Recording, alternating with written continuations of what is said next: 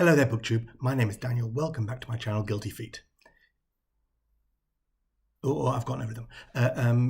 Been a while. Apologies. We had lots of people staying in the place, which is no excuse, but my mum was here, and then she left and my nephew was here with his fiance, and so I didn't find the time to record, but I've been doing some reading, so I thought what I'd start with, I have lots of things to catch up on.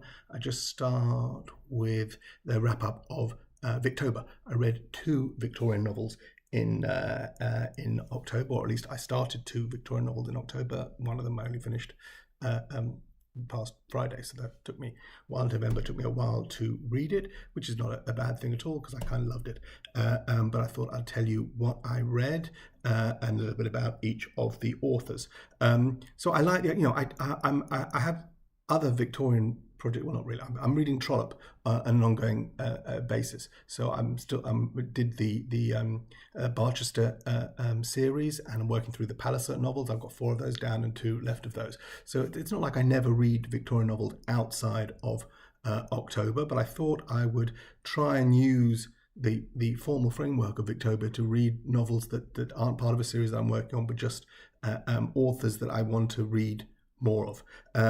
So that's what I've done here. So the first one I read was The Odd Women by George Gissing. So a bit about my background with Gissing. I read many years ago, according to this, I bought this in 1999. So 20 years ago I read New Grub Street, and this is my preferred edition of anything. This is the Penguin Classics, the previous format, and maybe the previous by 2 now format of Penguin Classics. You can see this was with the red bar. It's faded so much because I've had this for so long.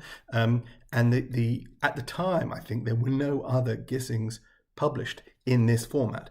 I think since then, Penguin, and all these books are out of copyright, so there's no reason why Penguin can't publish anything it wants from this era. But this, I believe, was the only George Gissing that Penguin was publishing. Penguin Classics were publishing at that time, and so I didn't really go on past this, but I love New Grub Street. Years later, I spent an afternoon with, let me get this straight. Okay, Maggie O'Farrell, the novelist who wrote Hamlet and The Marriage Portrait, which I read was going to come up in my other roundup. She is married to a guy I went to school with, who was a couple of years below me, whose big brother was my age. And they were in Israel visiting, and he got back in touch, hadn't been in touch with him for however many years, and he's married to the sister of someone else who lives in... Anyway, we met up with them for a lovely afternoon, and so this is Maggie O'Farrell's husband's brother's wife is a professor of literature in London, I believe. And so I was talking to her about, I read classic literature, I like the Victorians, but I read a lot of modern literature. What should I be reading? What is there that I don't know about that I should be reading? And somehow we got to George Gissing, and she said, he's got lots of other books other than New Grub Street, which is the one that everyone knows, and you should read. I said, which one should I read? And she recommended me The Netherworld. So looking at this, I bought this June 2012, so that's over 10 years ago. I must have had this conversation with her, but she was terrifically helpful and sent me back to reading Gissing and The Netherworld, which I loved. So having sort of then forgotten, I'd read now 2 Gissings, I forgot about them, and it took another 10 years before I picked up the Odd Women. So I've got these 3 different. So this is the Penguin Classics in that format with the sort of cream outside and the red bar on top. Oxford World's Classics was doing it also with the red bar, sort of copying. So they kind of lined up, even though this red bar is no longer red.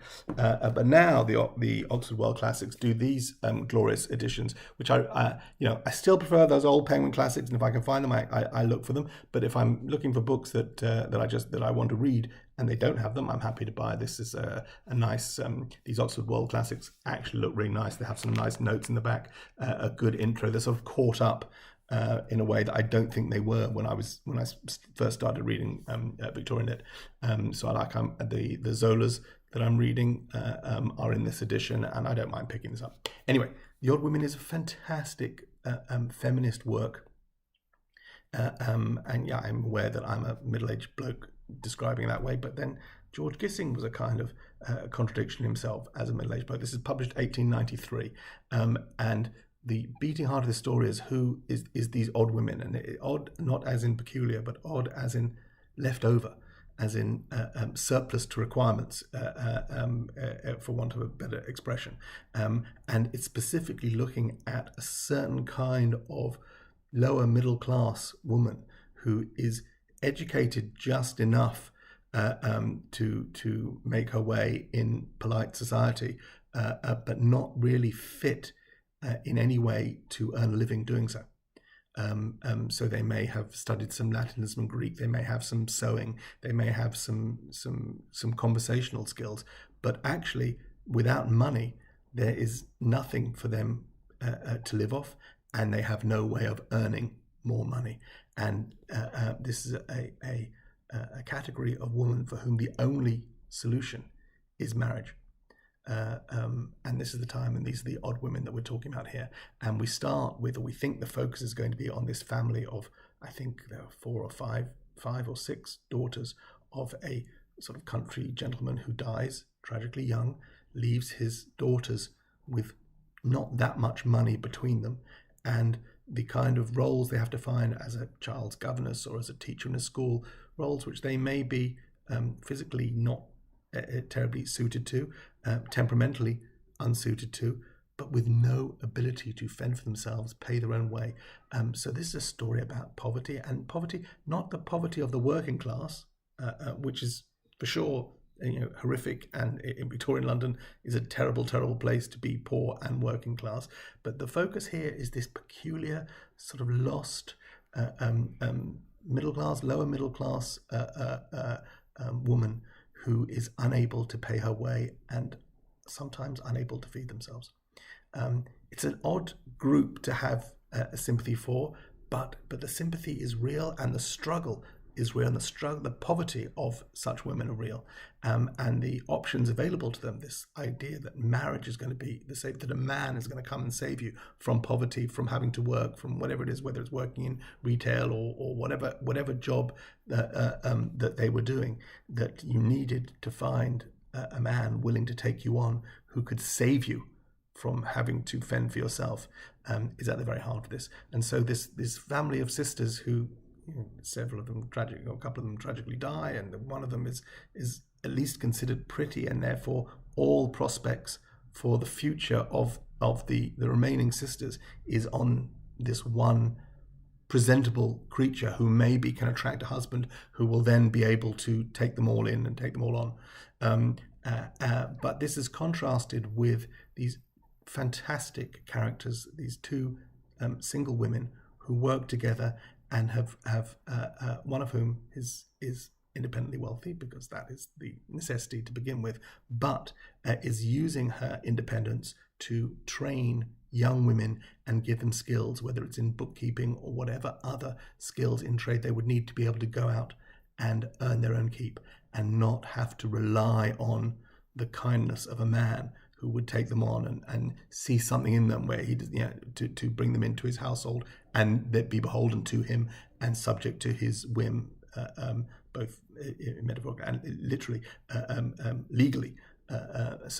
And these two women are absolutely drawn fantastically. These are not simple one-dimensional blue stockings. I'm not sure I've used that correctly. These are thoughtful, caring, intelligent women who are appalled at the vulnerability of the only slightly educated. They're not. They've never had an opportunity or never reached the realization that they will have to fend for themselves. And then plot ensues, and there are love interests and a clinical look at should one fall in love, and what does it mean to fall in love, and the dependence that you would have on a man. What is marriage? Can it be a marriage of equals? Can any relationship between men and women in this time period be anything like equal? It really looks at these things in a way that might surprise you for a book published in 1893, might surprise you for a book published by a man. And I'm not an expert in George Gissing. I understand, in the little reading I've done, that his life in itself was slightly contradictory. He may not have been the perfect avatar of equality that the philosophy behind his book at least points to. But leaving him as a person aside, I think this is a tremendous work really, really high quality early feminist look at the plight of women and the unfairness of marriage in this time. This is suffrage. This is pre any kind of women's independence and women's rights, but it's right there, calling for it and perfectly encapsulating the desperation of women as neither one thing nor the other. I had read, and I haven't spoken about it I think on this channel, but I read recommended by a whole bunch of people, including Mark Nash, had recommended Lisa Evans' book Old Baggage, which I then, after I read it, realized was a prequel to an earlier book, which I still haven't got around to. But that's a fantastic book set after women gained the vote in England, but about independent women finding their own way. And I definitely found these two in conversation with each other, and it was an absolutely outstanding book. I think it's only sort of 10 years old, Old Baggage, but I highly recommend it, and equally recommend The Odd Women as a fantastic bit of unexpected feminist Victorian literature by a man. That's The Odd Women by George Gissing. And the next book I read, which I just finished this weekend, a Victorian novel, would be Wives and Daughters by Elizabeth Gaskell, which was published in 1865. Now, I'm reading Gaskell in Mrs Gaskell, I should say. I'm reading her in all the wrong order. So I've read, I feel like I've read the wrong ones, but at least I've got a matching set. So I started many years ago. This is from 1995. I said 1895. This is from 1995. I read, because I was on a big Bronte kick, I read her book, The Life of Charlotte Bronte. I hadn't read any of Mrs Gaskell's novels at that point, and didn't for many years. And then last year, I read both Cranford and Cousin Phyllis, which are two novellas, later works by Elizabeth Gaskell. I think particularly Cousin Phyllis is right towards the end of her career, so the 1860s.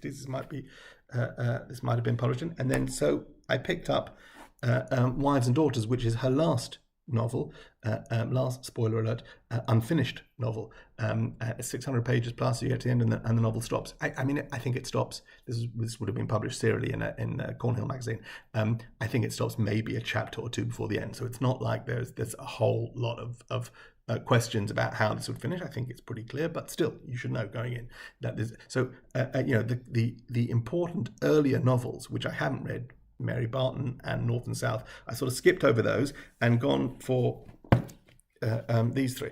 I think I probably will go back and read more Mrs Gaskell, because I've just had the most fantastic time with Wives and Daughters, despite the fact that it took me 2 or 3 weeks to get through. I sort of read it slowly, and it's not a fast read. It's not terribly plot driven, although there is some plot in it. What we have here is a contrast and why it's not really Wives and Daughters. By calling it Wives and Daughters, it's framing the book in relation to the men in the book, or at least one of them. And Mr Gibson, I guess, is the only one who has wives and a daughter, or you can call it 2 daughters, because he when he remarries, his second wife has a daughter who he treats as his own. So calling it the book Wives and Daughters really kind of makes it feel like it's about him, about Mr Gibson, with his virtuous daughter Molly from his first wife, who sadly dies, and then he marries a woman who'd been married to a man called Kirkpatrick. So he marries Mrs Kirkpatrick, who now becomes Mrs Gibson, and her daughter Cynthia Kirkpatrick comes to live with Molly and him in his house. So it's about, these are the 2 daughters we've got here, and it's a contrast in their characters. Molly Gibson, who is delightful and sort of a Victorian heroine that we recognise. She's virtuous and honourable and good and kind and trustworthy and falls in love with the right people because of the right values, and then has to, there is some dilemma which she cannot win, because in order to be honourable she must keep a secret, but the secret itself is dishonourable. All that kind of Victorian gubbins goes on, and that is contrasted with a far more interesting stepsister, who comes to live in the house, who's Cynthia Kirkpatrick, who is a gloriously complicated young woman, been beautiful since she was very young, and wants to be liked. Now, Cynthia Kirkpatrick is not an evil villainess who uses her wiles to bewitch men. She understands right and wrong, and I think this is most clearly delineated in her genuine affection for her new stepsister, Molly, who everybody loves, but also she has instant respect for her stepfather, Mr. Gibson, who is a good and honourable, if unsentimental, man. And one of the reasons that Mr. Gibson has married, so that his daughter, his vulnerable daughter, will have a mother figure in the house to help protect her and help keep her on the straight and narrow. The woman he marries, Mrs. Gibson, the new Mrs. Gibson, is not, I would say, his equal in terms of honour and integrity. She abandoned her daughter Cynthia when she was young, when she was widowed, and she went to live with an aristocratic family, and having a young child running around would have been an encumbrance, and she sent her off to live in a school, and then later in France. But now that Cynthia is older and justly recognised for her beauty and her grace and her charisma, Mrs. Gibson is very keen to make sure that she marries in order to raise the status of the whole family. So to the mother, Cynthia is a pawn and an object, and Cynthia, who is this beautiful creature who all she wants to do is to have people like her and admire her, and ends up being the object of many young man's attention. Not because she's a vixen, a flirt, although she is flirtatious, but because in a time of repression, in a time where women have no agency, all it took was for a young man to decide that he'd taken a liking to a young woman, and he would propose marriage to her, and the onus becomes on the woman to extricate herself from such a thing that she had never invited and never sought. And that's what's going on with Cynthia. So while Molly Gibson is the daughter at the heart of this, who's good and kind, actually the portrayal of Cynthia is far more interesting. The relationships between parents and their children is what this is all about. Mr. Gibson, unable to show true affection to his daughter, Molly, although he loves her. Molly just wanting to spend, upset by her father's decision to remarry because she used to have him all to herself, but knowing that she must show her duty and filial affection to him. We have contrast and the lack of honest communication between these two people who love each other dearly, but sentiment prevents them from expressing this in real ways. It's beautifully cast, and the relationship between Cynthia and her mother, Cynthia, who's has been abandoned by this mother but is now embraced by this mother as long as she marries the right person. Oh, don't talk to that person, make sure you talk to this person, and how much do they have and what do they and so her relationship with her mother is also complicated. She wants to be loved and admired by her mother, but she knows that she has been objectified by her. In contrast, we have another family further away in the village where there is a squire who the son, the oldest son and heir, how important is that he marries the right person, the younger son, and the things that he does to disappoint his parents, and the younger son who is less important because he's not going to inherit the family name and the family estate, and so he is disregarded, but he turns out to be an honourable and successful and a much admired man. There's still, I said it's not very plotty, but there's a lot going on. It's 600 pages worth. I think it is the minute relationships, the tiny ways that parents and children miscommunicate, show love for each other, and then of course the everyone always dies. People die of nervous or disorders, and they die in childbirth, and in both the old women and wives and daughters. Women are not long for this world, and it's tough being a woman. If the temperature changes or someone shouts at you, you can be bedridden for months.